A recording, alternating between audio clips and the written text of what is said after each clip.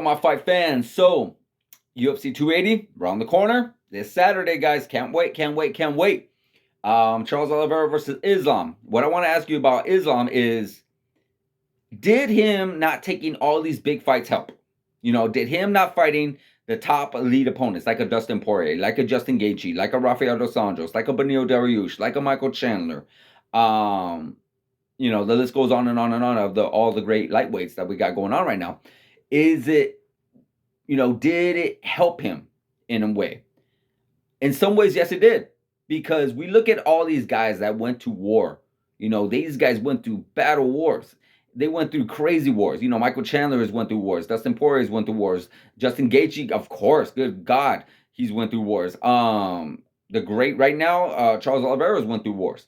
So they all been tested, but at the same time, they've all been beaten down. They all have scar tissue. They have there's only so much tank left in there. There's so much gas left in the tank to be able to continue to do these wars over and over and over again. Eventually, you get beaten down too much where you just can't do it anymore. Or sometimes you're cut. Sometimes you're badly wounded.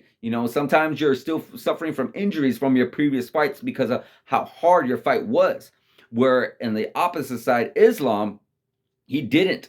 He only went in one round, both fights within Dan Hooker and Bobby Green, and got one with a stoppage and the other one with a submission. So he didn't really take too much damage. So in some sense, that could be a very good thing, but it could also be a very bad thing because you do want to get tested. You do want to know what it's like when you're in there and your plan A doesn't work, so you have to go to plan B. You want to know what it's like to get rocked and be like, whoa, I am almost losing this fight. I need to figure a way where I do not lose, where you are taken to the ground and your things are not going your way like you would want them to.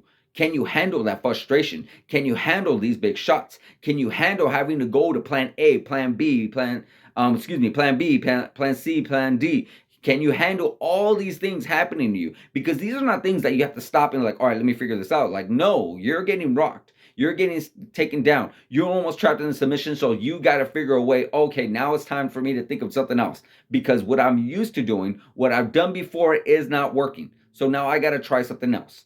And that is what what Islam hasn't really had to do yet because everything has gone his way except for that one time where he did get knocked out. I believe it was in 2015. I do not know the name of the opponent, but it was in his early days in the UFC.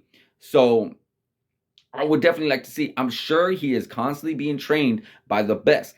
I know for a fact he did not get that from Khabib Nurmagomedov because Khabib never really had to deal with that too. His plan A always worked. That's why he was undefeated. So I would love to see who is helping him to say, hey, don't go in there and thinking your plan is always going to work. I'm sure you want to be confident. You want to be 100% upfront and be like, yeah, of course I got this. But you always got to have that little mindset in the background like, okay, if this doesn't work, this is my safety net. This is my backup plan. This is what it's going to happen. This is what I got to do. If my plan A don't work, I got to go to my plan B. And the only way you can actually do that, you can plan anything. You can plan from A to Z.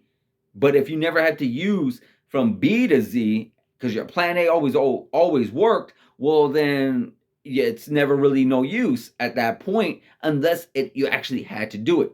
So as far as damage, it definitely benefited Islam. But as far as getting used to that kind of mindset, being in there with dangerous opponents that puts that mindset in you, like I got to go back to a plan B.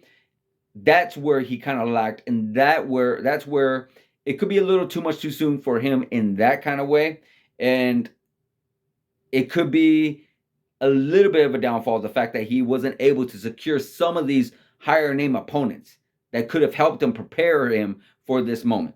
That's just my personal opinion, guys. It's more of like, I'm sorry, it's more of like a give and take. But if I have to say it, I believe it did hurt him. I believe it did hurt him not being able to go against higher level opponents up until this point.